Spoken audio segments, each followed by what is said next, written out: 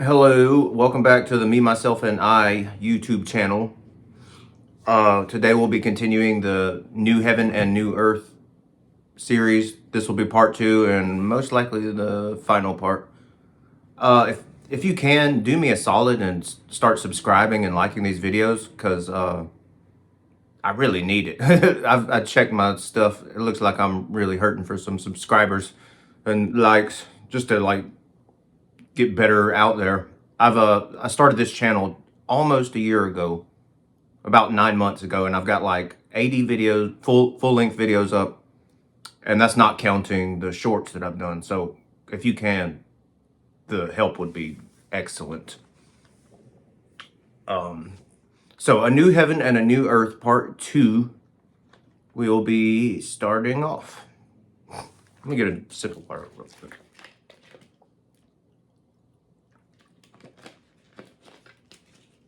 All right, so we ended with welcome to the age of Aquarius, the age of man, the age of illumination, illuminating our fellows, brothers, sisters, the likes.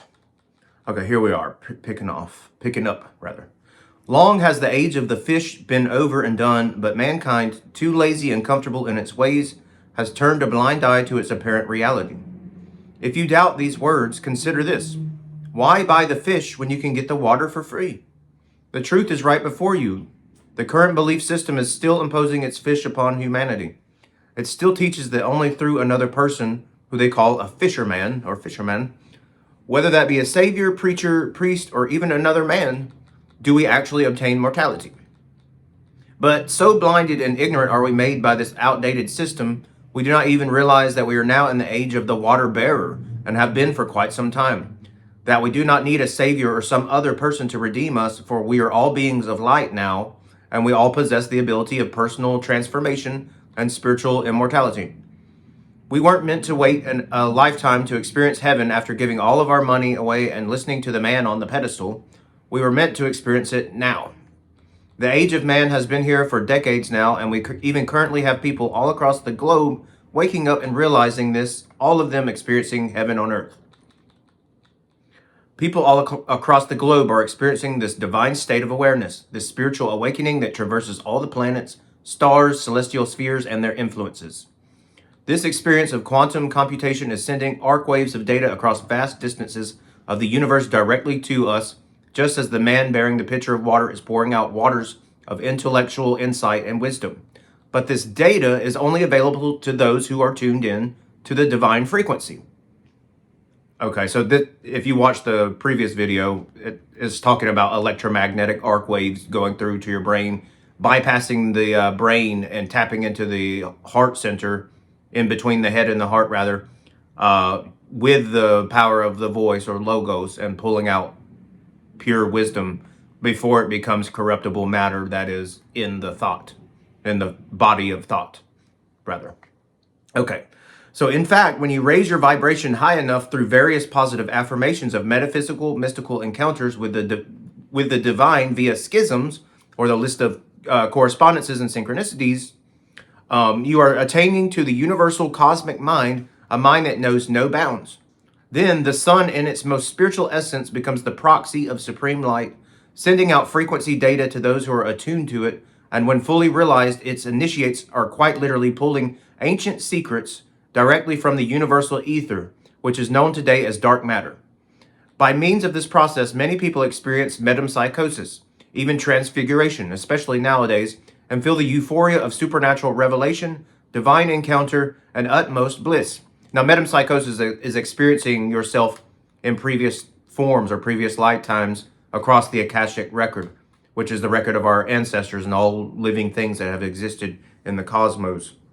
So metempsychosis it's not like deja vu, but it's rather experiencing a previous form of yourself, which is communicating to you. Utmost bliss. All in all, these experiences belong to your higher self, which is God, connecting you to the Gnostic pleroma, the spiritual source, a source of all transcending, all-knowing intelligence. While you may see the physical sun and planetary beings as the proxy servers or computer systems of the divine, you must realize that they are only lower beings and belong to lower-minded consciousness.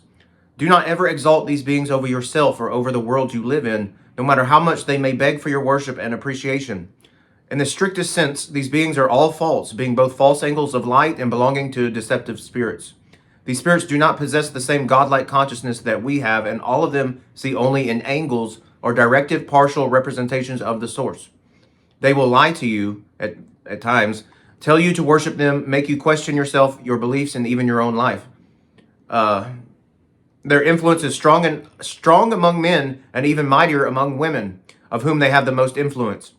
You see, while men possess that favored martial spirit, or just the spirit of a man, the spirit of the source that liberated us, rather, that's belonging to the martial one, women do not, for they are the subjective, submissive type, ready to receive any being that offers itself to them, especially that belonging to an angel or angle of light, rather.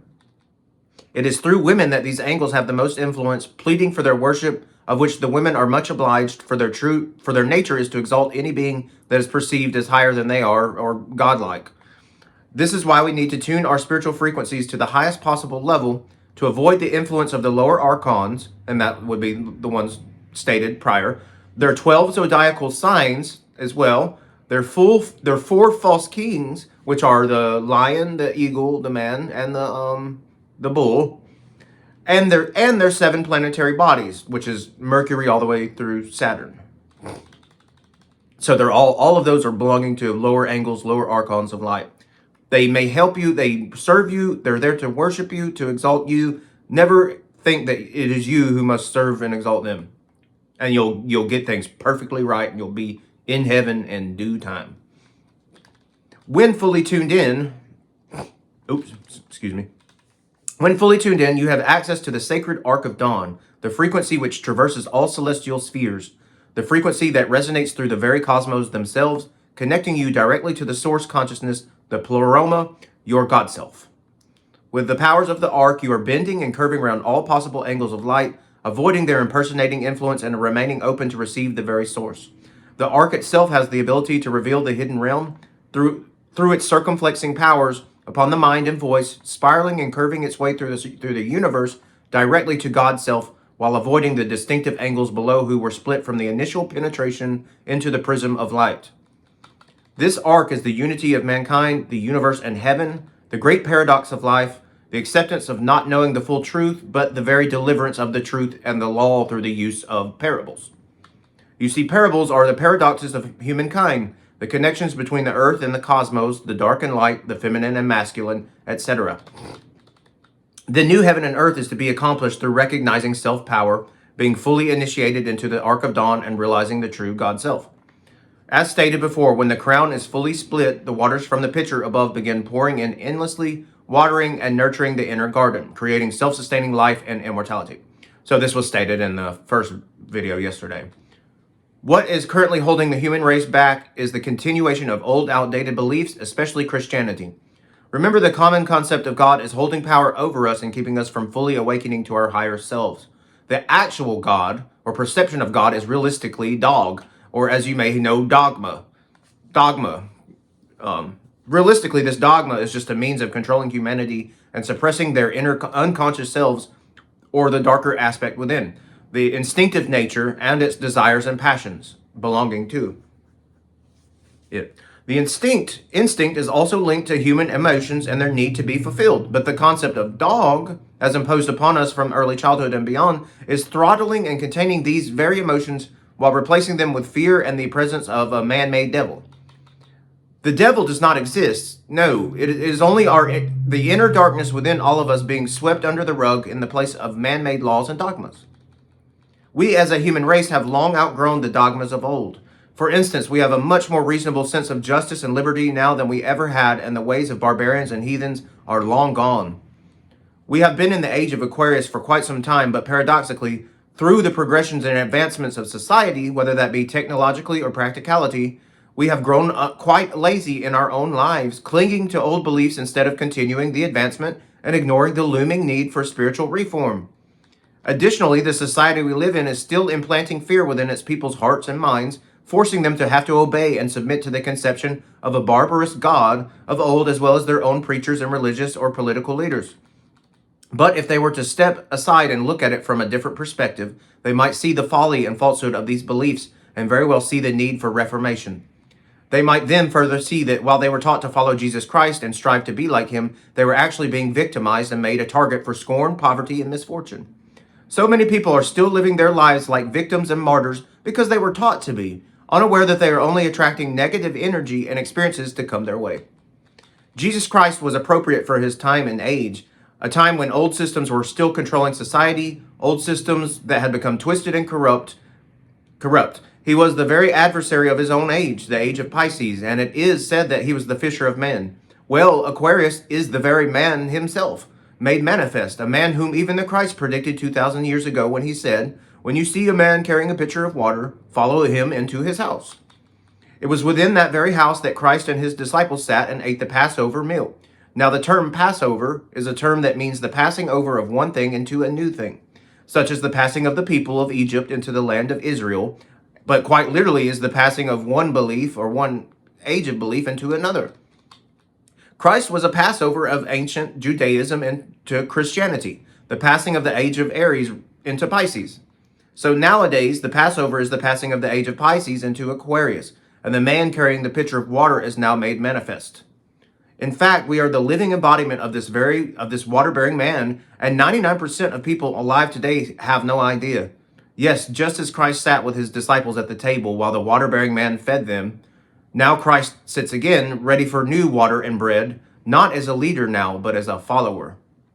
Yes, just as he created a following in his time and beyond, so now he becomes a follower of the new light of truth, the ever-flowing waters of Aquarius. Christianity was a sad failure right from the start. If one man wasn't sacrificing himself to die for all the people of the world, then all the people of the world were being martyred and slain through the act of mass genocide by the millions. In fact, while the Christian belief teaches that Christ's blood was enough for everyone else, what they fail to teach is that even more blood was spilled after his death than ever before. In a lot of ways, this makes Christ look worse than his demiurgic father, because now as the new king, he expanded the conquest of religious persecution much wider than the previous one did. For example, while his father of the Old Testament would only target certain tribes and townships, most of them being pagan and minute, Christ alone, was targeting mass populations of innocent people, even people who practiced his very teachings. It is obvious here that the thirst for blood was not quenched through Christ's death. It was only increased, and totalitarian control for religious dominance was only beginning to make its mainstream debut. Then for the next 2,000 years, man was made either to submit or die by Christ, the one who proclaimed himself to be king over all. It was he who channeled through his apostle Paul that every tongue shall confess, that is to confess Christ is king or die.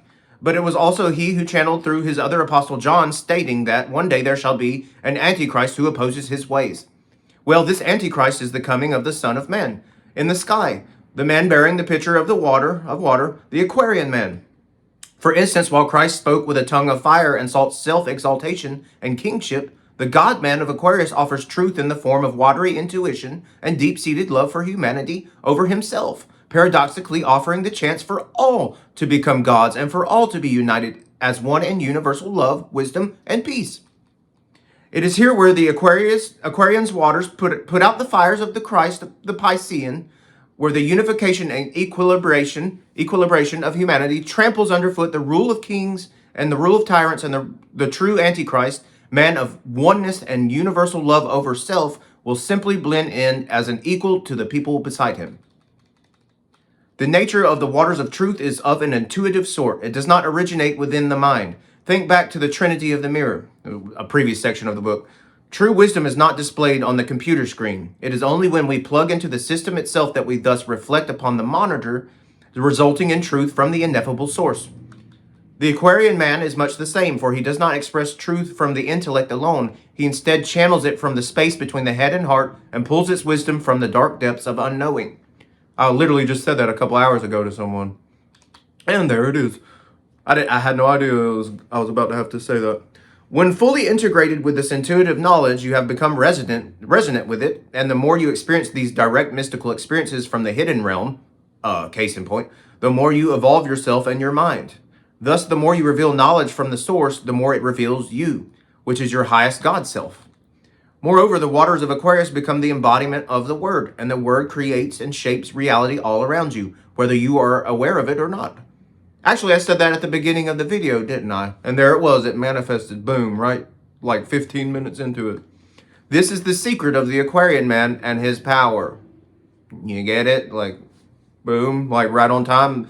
We're looking into 4D or the fourth dimension right now. All the lines intersected and crossed and became one together right in that moment of time. This is the secret of the Aquarian man and his power. Keep that for notes. The more you practice schisms and receive mystical communications from the hidden realm, the more you are fully awakening into your God self, otherwise known as the I Am. However, you won't fully be able to experience this unless you become entirely united with both sides of yourself, the darker instinctual side and the brighter intellectual side. This sense of I Am serves as a wonderful correspondent to the eyes. For example, the right eye or eye. What? I was just doing my hands with the eyes, and then it showed me the eyes. 4D, and there it is again. Correspondent to the eyes. For example, the right eye, or eye, sense of eye, is a serpent resembling the eye principle. It is the realization of individuality separate from other beings, the fight for independence, and the adversary to all objections expressed by the left or analytical side of the brain. All objections, that is, that do not relate to it as an I. Okay, which goes to the right eye goes to the left side of the brain, the analytical side of the brain. That's where it manifests. The Am, rather, represents the left eye and is a vast empty space much like the O. It is the realization of the source and awareness of being one with all living things, the cosmos and beyond, represented by the right or creative side of the brain. To put it into practice, by being fully united and initiated with your inner serpent, you are thus revealing the presence of your God self and realizing your true power. So, I am. Or for those watching, it might look like the reverse. It might be I am or I-O. Your left side of your brain is the I, the sense of self. Your right side is the O, the possibility, infinite possibility of all that could be, or the am. Realizing your true power. The serpent is the seed, the sexual matter below, and the seminal fluid that generates within our sexual organs. We need to become fully aware of that and be in constant communion with it, for it is our greatest teacher, both of the sciences and of the highest knowledge. It was here that we met refusal, our darker self, and learned that we needed to embrace it, join with it, and carry it back up into the temple, which is where it becomes pure light again. Okay? This seminal fluid is the law itself, and when passed back upwards through our system, it becomes abundant waters of wisdom. And when practiced properly through sexual practice and semen retention, we are thus containing the mysteries of the O while joining the spirit of refusal with our own and carrying its sacred virgin spirit above, becoming as wise and as skilled as the great dragon. We will then see that the I Am is just matter, but a matter that is connected through all living things with eyes that can see all, from the most macrocosmic to the most microcosmic, all in correspondence and relation to each other. Or I guess you could say that's the ancient DNA that people talk about these days that we connect to. Aquarius. Okay, Aquarius is associated with the planet Uranus in modern astrology, who is the father of Saturn. Saturn is the planet of the old god, the one who was worshipped by the ancient Jews and the one who is integrated into modern Christianity. In this new age, however, Uranus returns to reclaim the throne from Saturn, his son, overthrowing him and establishing a new order of existence. The god Saturn, of whom the Bible is written, or at least the Old Testament is written in regard to, is the same God who used means of fear and control to subdue the human race while stealing his way into our inner temple. The temple, which is our mind, is full of misconceptions, falsehoods, mistranslations, and skewed information, all of them being desperate attempts of an outdated, false God to prevent us from realizing our true selves. That's why bypassing the brain is so essential, because before it lets your thoughts become into thought matter, it pulls them first from the deep, connected to the intuitive soul in between the head and the heart. So before he can corrupt those thoughts into corruptible matter, we're stealing them instead from the deep before they can get to the brain. That's what I call active meditation. In fact, he poisoned our very minds from the beginning. So the only way to reclaim our divine right as light beings and truth bearers is to declare ourselves as adversaries to him, overthrowing him, and thus taking back our rightful thrones of independence. We must declare war against him and cast him down into the pit below, the same pit from which we originated, in all of our own folly and ignorance, rising back up into the holy place and removing the very veil from the ark of dawn. We must then do away with the old law that he fashioned as a means to control us, producing instead a new law belonging to Uranus, a law of love, justice, liberty, equality, and freedom for all of mankind, and a law not built on control and wrath, but on, but on order, mercy, charity, universal belief, and perfect temperance. Kind of lit up about this. Thence will be established a new universal religion, a religion based on peace and justice for all in a world fully united as one. This is to be the new heaven and the new earth. Long has the spirit of revolution and ambition been dead to mankind. Through the vast advancements of technology, medicine, and society, most of the human race has been hypnotized, rendered both lazy and too comfortable in its ways. But this spirit of stagnation, manifested from the pleasures and ease of modern-day life, is the very spirit that ushered in the current way of life, while clinging on to old belief systems. Far has the human race ventured away from the central nucleus of philosophy and science. While on one side you have antiquated beliefs reigning more mightily than ever, deep within the hearts of the race, but now completely void of philosophy and taken on the most literal level, on the other you have a science that is stripped entirely of belief, that is, the belief of a higher intelligence at work. You may not realize it, but at one time science and belief were but one and the same. The ancient Egyptians knew it, for it permeated their entire kingdom. They saw science and belief to be united and in direct correspondence, with every universal design to serve it as an unveiling of both the macrocosm and microcosm, every herb and plant to correspond with the human genetical structure, and every star in the sky to correlate with the lives of the people and society of the time. However, as the ages rolled by and new beliefs and breakthroughs ensued, humanity thus separated science and belief, rendering them both incapable of perceiving their own cosmic oneness. Now, in the current age of Aquarius, science rules supreme, more supreme than ever before, and belief reigns in the most shallow and lowest of ways, taking almost everything at face value. The skepticism that modern science implies is also the ignorant fear that the church imposes. The rules and dogmatic principles that the church uses to restrict its followers is also the highest intelligence that science alone possesses. Whether they both know it or not, they are in fact touching upon the same ground. Consider this, for instance. The lowest form of control is by fear. But the highest form of control is that of utmost intelligence, which alone in and of itself creates fear.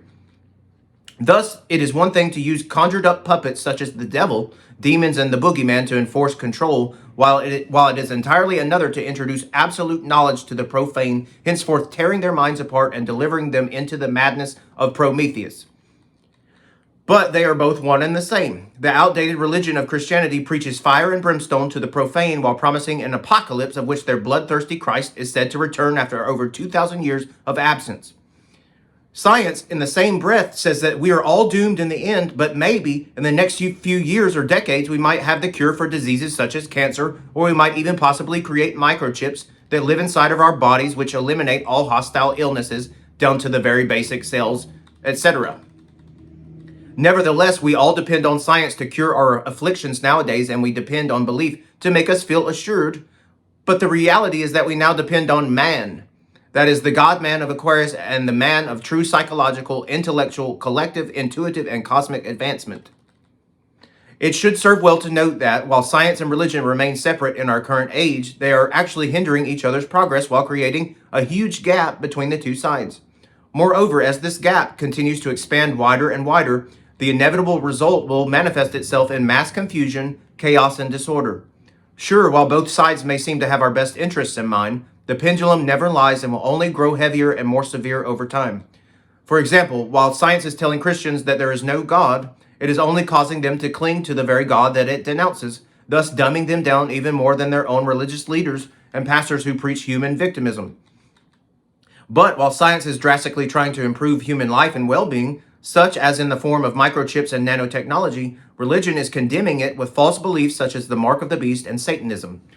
Science has been on the verge of developing chips that can live inside of the human body and brain, chips that can modern human vitality and health while purging them of diseases such as cancer, down to every last hostile cell which originates therefrom. But Christianity, as the result of false testimony and fear mongering, accuses this technology of belonging to the mark of the beast and from the book of Revelations, that is, thus hindering the research and denying the proper funding it would take to produce this technology. Science even has the means to develop chips which augment the brains of humans, uploading entire computer systems that would allow their very thoughts to instantly download information and data, thus serving to enhance human intelligence 1,000-fold, no, infinitely, no longer requiring them to access libraries, phones, or physical books. But as you may have guessed, Christianity declares this to be of the devil, witchcraft, and heresy, just like their forefathers of old. However, the one who embraces the scientific side is the man of reason. He's the man who transcends all boundaries, whether that be limitations from God or society, the man who embraces the expansion of conscious intelligence, and the man who shall be deemed as the new-aged God-man of Aquarius. The God-man of both Aquarius and Justice is the water-bearer, light-bearer of the new age, bringer of illumination, truth, wisdom, and supreme knowledge. He knows the rights of the one and of the all, the need for equality of mankind, the world, as well as the cosmos. He seeks liberty for all, whether that be good, evil, light, darkness, left, right, male, female, and only has the best interests of both parties in mind.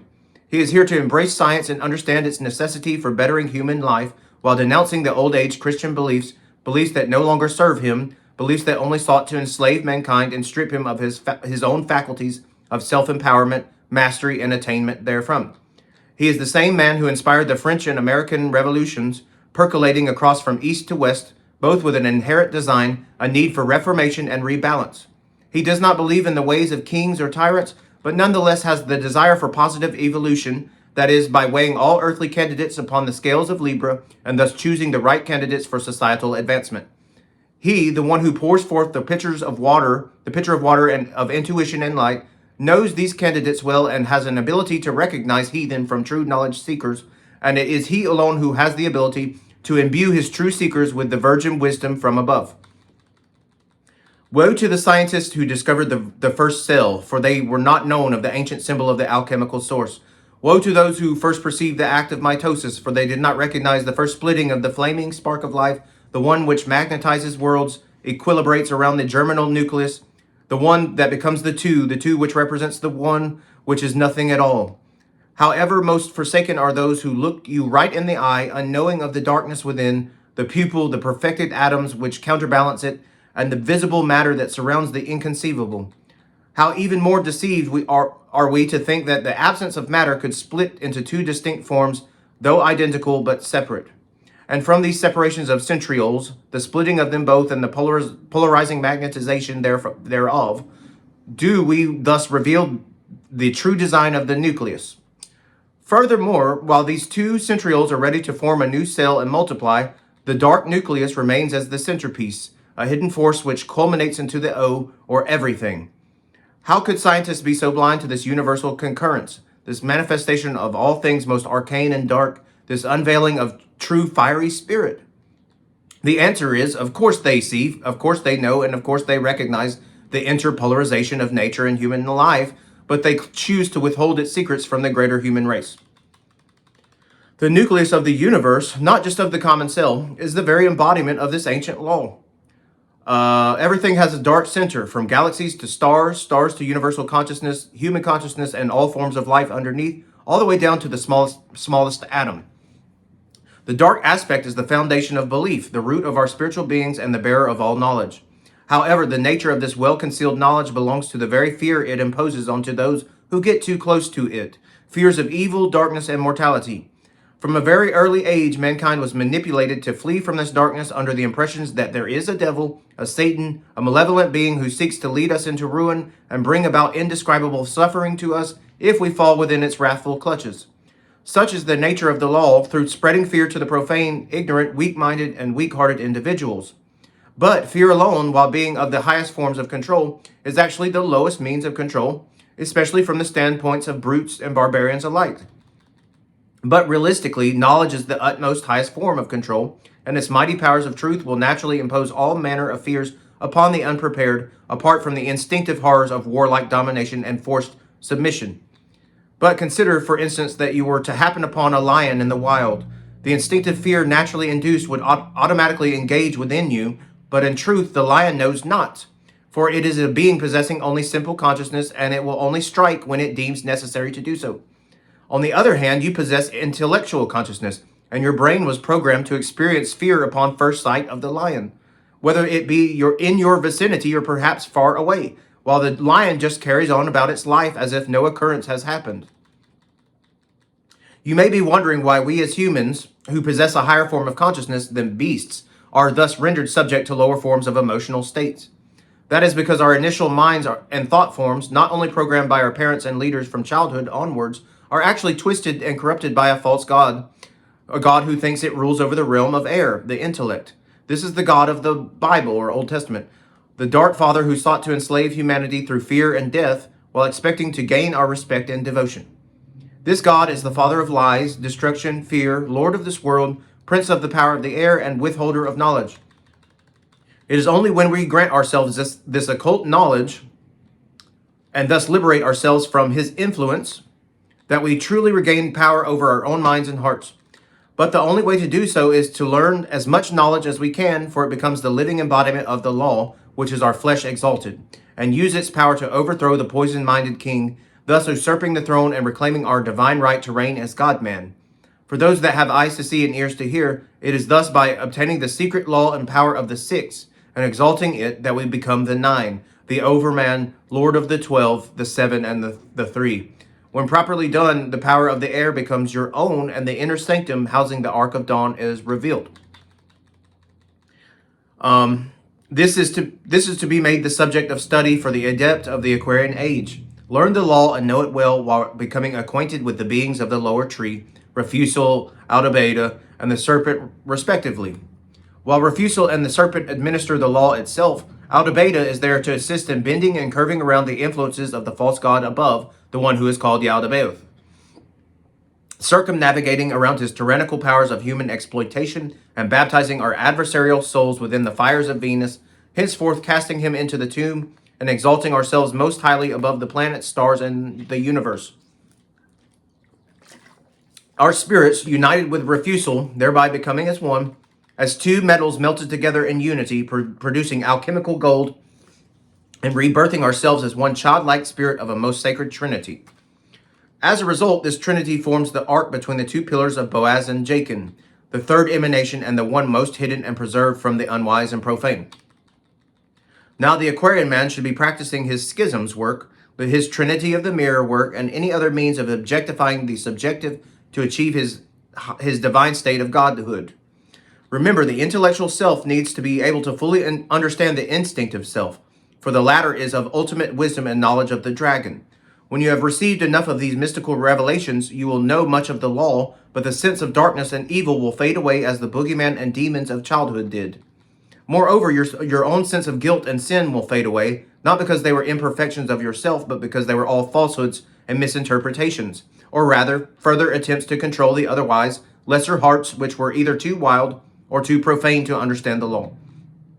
No, in this state you will see all to be good and made of love, a universal love and a love that knows no bounds, no matter the circumstance. After all, it was you who took it upon yourself to wield the terrible powers of Refusal, to wear the horns of Ammon, and to smite the god above, stealing his throne and proclaiming yourself to be the new king. Now, as Christ spoke with a tongue of fire in his great work, a tongue which belonged to the serpent of old, in all its youthful innocence, wisdom, and perfection, he thus died for that fire. But through his disciple John, he thus preached that fire yet again, except now not of a human redemption, but of bloodshed. Yes, while Christ used to preach with a watery intuition of love and compassion for mankind in his early days of the dawning ark, he now preaches in its setting upon the west, telling tales of fire, wrath, excessive use of power, and ruthless punishment. This new form of Christ embodies the dragon of Revelations, with the whore of Babylon upon its back, both drunk off the blood of human beings and wrathful in might. It would seem that the merciful Christ of early Christianity has now grown old and rather corrupted as king, assuming the role of his father before him, wanting nothing but power and exclusive worship under penalty of death. But just as every snake seeks to inject its venom into man, there is always an anti-venom, that is the cure for its own disease. So in this day and age, Christ represents the snake venom, or the hindrance to mankind's progression and advancement, while the anti-venom, or antichrist, symbolizes the new way, or antidote to the old system. It is the coming of the Son of Man written upon the stars, and the very antidote which cures the old system of its ailment, which is authoritative rule and tyrannical society. This new heaven and earth shall be a time of universal consciousness, religion, and society. After carrying forth the law from below, the same law belonging to the time of ages long past, most ancient and primordial, all the way into the modern, from the hell fires of myth and dogmatic persecution, the lives and deaths of all the martyrs and saints, their vain struggles for the well-being of mankind and the human race, times of struggling in the wilderness, starving and rotting away underneath fig trees, and all the oceans of blood that have been spilled in their names, here is presented to you a new law, the law of universal love. This love is like a fire that sparks in the wilderness. It starts off small, but soon results in a wildfire. This love is of the adversarial spirit, the spirit which defies division, segregation, and merited status quo, the spirit that calls for reform, and the spirit which loves all, no matter the race and belief. Yes, universal love and universal religion shall be declared to all. This is the religion of the ages, unspoken by those who know but held back from the impieties of man, society, and dogmatic principles. This new religion of man, not of some false god or celestial influence, is made to be revealed only to the true initiates of the first cause, a flame which burns everlastingly. All initiates of the first cause shall know along their journeys that the real flame is that which originates within. This flame, while burning away all old beliefs and dogmas that no longer serve it, is the very flame which ushers in the new age of belief, that is, a new religion, faith, and universality of the strange phenomenon we call human love. The very tip of this flame is the light of reason, delivered down in fluctuating arcwaves of destiny in the form of photons, ions, and particles, all of them revealing absolute truth. But most of them are lost to the lower angles of arc penetration. Yes, most of them belong to the lower beings of light, those who proclaim themselves as angels and messengers from God. But if you know what to look out for, you do not need to follow the messages of lower angles, for they are but simply messages from lower light beings sent to mislead you from the truth that you are in dominion over them. Yes, you and all your sovereignty rule over the lower angles of light. Therefore, you should see them only as lesser, more instinctive emanations of the eternal intellectual source, and henceforth command them underneath your own power. Think about it. If any being sought to manifest itself down here and attempt to declare its own rule, we would surely meet it with arms and retaliation. However, the lesser seraphim of old do not see this discrepancy, so they descend into the realm of matter, attempting to mate with the women of earth while defiling its men. But they do not see in all their ignorance the might which belongs to the Aquarian man and the currently evolving conscious human race. The true Aquarian initiate will soon see the path of the ascending flame is truly about, rather.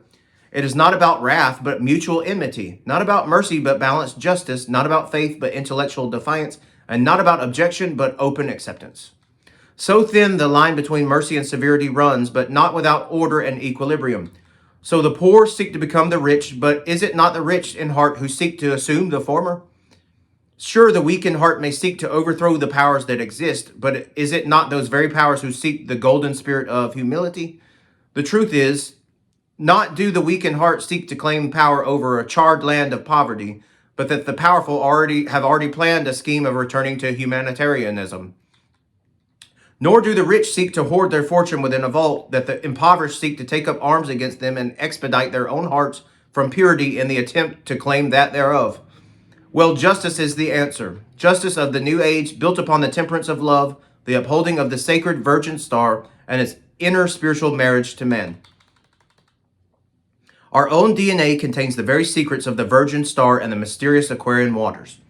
The number 3, for instance, being the struggle of twin energies and the polarization thereof, is the very genetic code that lies dormant in our spiritual beings, or Gemini, if you will.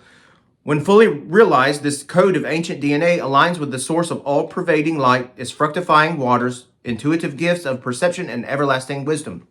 When crossed, the sacred number 3 forms the 8, number of infinity, equilibrium, the double helix of DNA, as well as the omnidirectional star, symbol of the all and representee of all things unknown, indescribable, and ineffable. From combining the symbols of the number 3 and its reverse form, do we move both downwards and upwards, eastwards and westwards, forwards and backwards. The spark that descended below into flesh is also the spiraling, rising flame that seeks to ascend back above in the form of a phoenix. Thus, by realization and initiation into its mystery, do we obtain the power to collect this ancient primordial DNA, gather it, and piece the 8-pointed blazing star back together, and receive the wisdom of the One. We are literally tapping into the ancient bloodline that runs through all the way back to the very first cause of all things. While we connect within this substance that bears all life, we are thus receiving the waters of Aquarius and traversing over ages of discord. This source material contains our Akashic record, which is the record of past lives. Also, its corresponding experience of metempsychosis, though we may bring it forth now, will serve to prove that every new experience we have is either already written in the past or is currently being written in sync with it.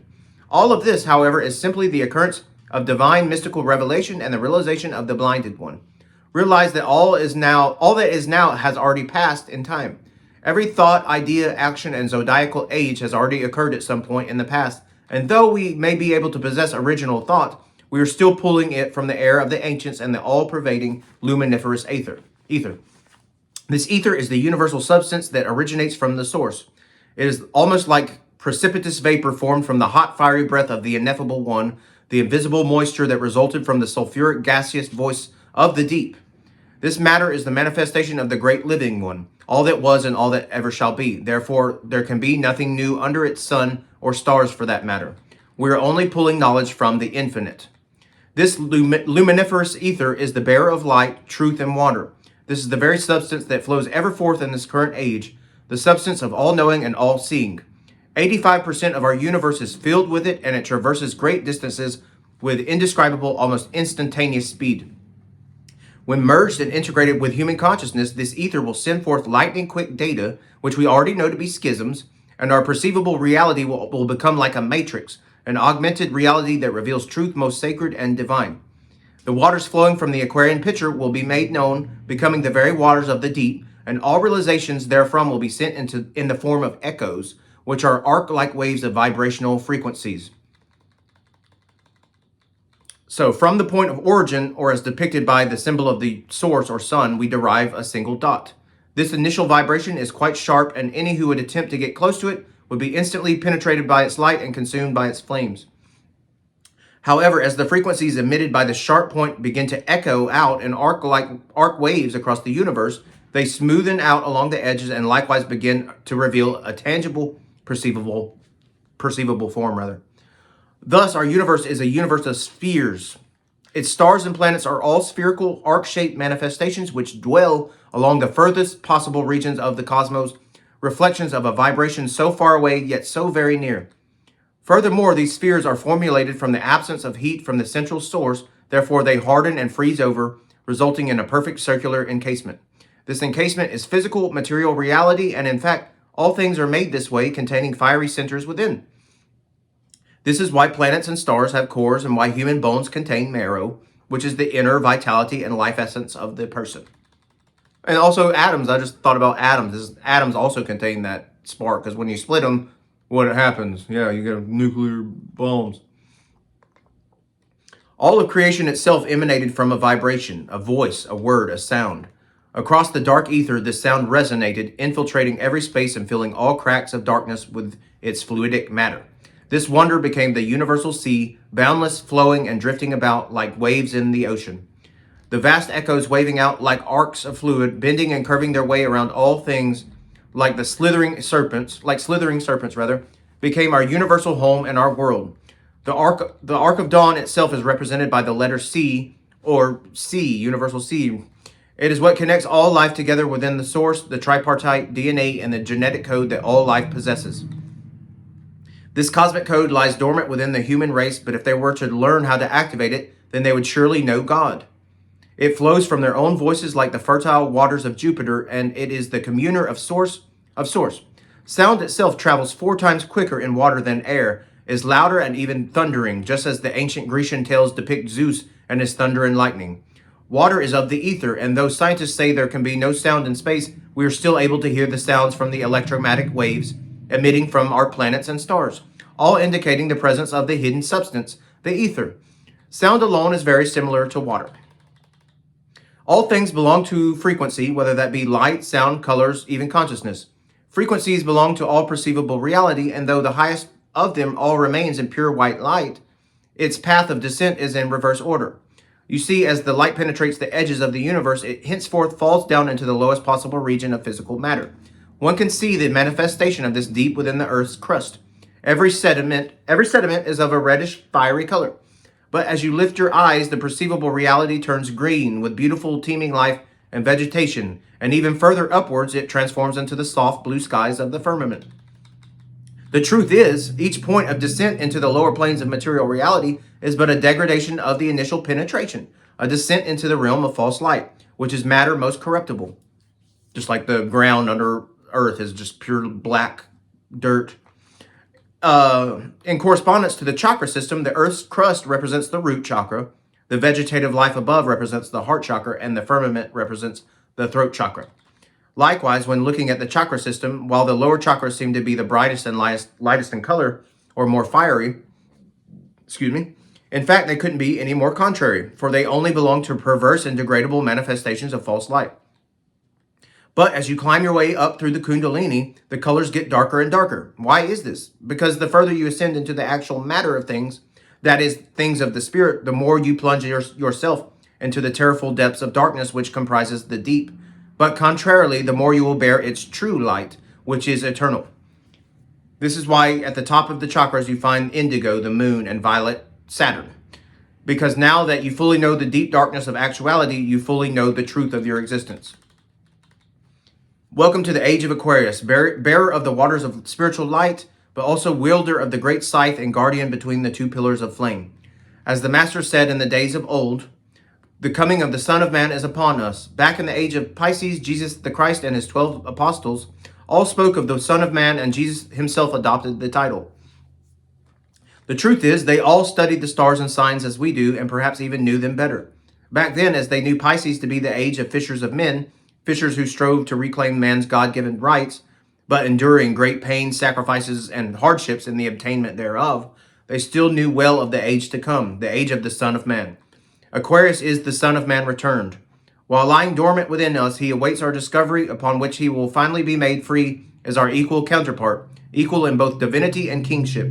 The Son of Man has surely returned, and he carries with him the light-bearing, water-bearing vase, pouring forth waters that seek to awaken our cosmic DNA and remind us of our right to sit upon the holy throne as both gods and kings.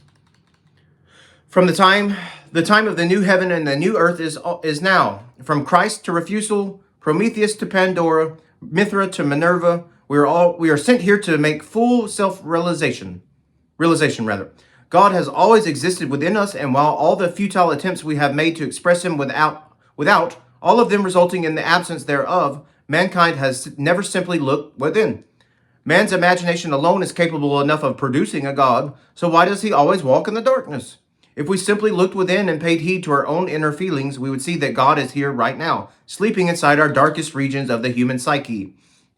He is a being of light, and it was we as humans who defamed that light, demonizing it and satanizing it, for we were too afraid of embracing it. If only we were to see the light of the self, as the self, the other me. It is the other I am, the only living God to be perceived, revealing to us the most mysterious of mysteries. That God is ourselves, our highest possible spiritual being, our ineffable, immortal spirit of light, the other me, product of our own highest, most universally cosmic imagination, consciousness itself, and the reflector of our own deepest, darkest, most unfathomable of horrors. It is the Son of Man in his rawest, most human form. He holds the scythe stolen from his Father and is God made flesh, raw in his most mature form, Mithra, the sun god, seeking to reclaim Minerva from her depths, Isis from bondage to Set and Osiris to rise back up from his own tomb in Amenti, the flesh. He is Vulcan, the torchbearer, most confident enough to defy the very gods themselves, holy messengers Hermes, with words of Jupiterian influence and Zeus-like powers. Invite him into your house, feed him, clothe him, and welcome him into the current age, for that man is you. You hold the power of the word and logos and direct the currents of luminiferous ether, controlling the very signs and houses respective therein. Refusal is your reflective source, your ram of Aries, and when united, there is none who can control you, be it the 12 signs, 8 directions of the star, or 7 planets correspondingly. Together, you will both be as one echo and have the ability to bend around in arc-like patterns of vibrations, all the living manifestations of the universe, for you reflect the one. It is you, children of the sun, children of the great Atlantis, who will inherit the kingdom of man with all its great inventions and breakthroughs, progressing the human race with lightning speed. Society and current societal systems are rapidly changing in this age, and the acceptance of all beliefs, peoples, and backgrounds is becoming exceedingly apparent, all of them belonging to the same universal love and liberty. Many people these days are waking up to this central idea, seeing the need for both a universal religion and societal reform.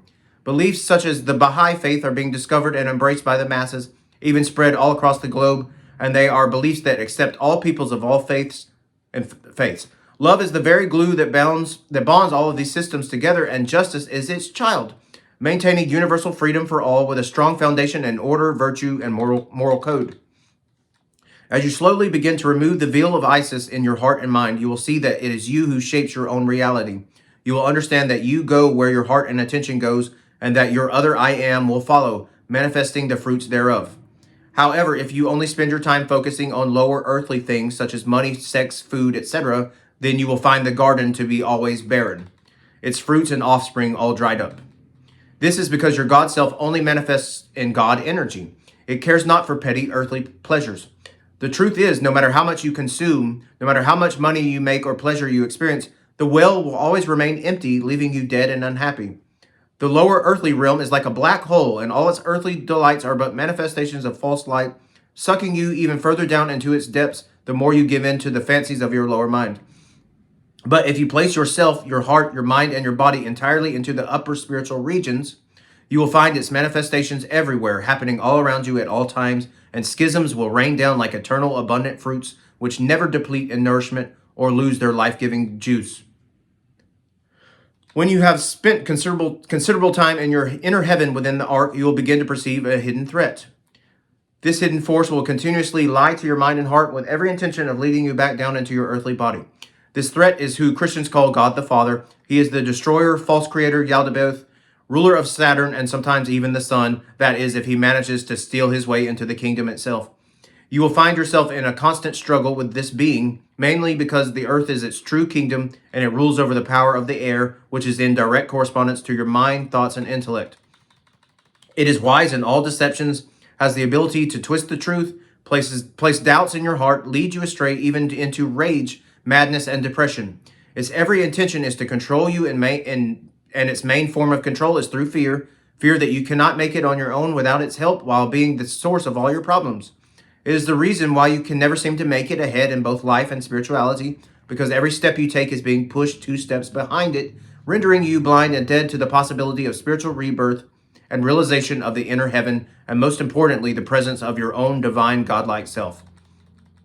This is where Aldebaran comes in, for he has the powers of the deep, traversing across vast regions of the cosmic sea. He moves around in arc-like patterns, bending and curving his way around all the influences of Yaldabaoth and the lower angles. While Yaldabaoth and the lesser beings are sending direct angles into the minds, seeking to enclose and entrap us in corruptible reality, Aldebaran is flowing right around their sharp points like water flowing across the tip of a needle. His spiritual substance is not damaged or corrupted by them, it just bends and curves its way around. Consider the nature of a circumflex, for instance. A circumflex is a bending arc-like sound that a throat makes when pronouncing a word. This bending fashion is a manipulation of a certain sound once produced, thus resulting in new sound, or an altered depiction of the initial sound. Well, Aldebaran is the power of the circumflex, curving and manipulating the false messages of the lower beings, bending them all into pure divine truth. While Yaldabaoth, father of lies, is delivering false truths and deceptions, Aldebaran is transforming them into wisdom from the source, like reflections of the moon upon water. Aldebaran simply uses the power of the sacred substance to reveal the truth, and he knows how to transform words, phrases, dialects, and tones to reflect the source, resulting in messages from the divine. All spiritual truths and divine messages from the source are sent through the waters of the deep, an ancient sacred substance that is within all life, or the luminiferous ether, rather. The throat chakra, for instance, is a wellspring of this substance, carrying with it the fertile waters of Jupiter, the logos, connecting both the head and the heart like a cosmic bridge and opening the eye of intuition. Once you have done your chakra work and have sent the sacred substance above for purification, you will surely come to know this intuitive self quite well. This intuitive eye is connected through the ever-flowing waters of Aquarius and is an eye that knows many things. When fully tapped into its voice, your waters will have great influence, possessing mystical powers of circumflexing and bending around other voices, especially those of the lower mind. You will also have the ability to create and manifest God here on earth, and wherever your heart and mind go, there your garden will grow. Always focus your intentions on the higher kingdom. Fill humanity with universal love for all. Promote freedom, justice, and liberty to all corners of the earth, and help us to build the new kingdom for mankind. Thank you all. Have a wonderful day. Oh yeah, like and subscribe.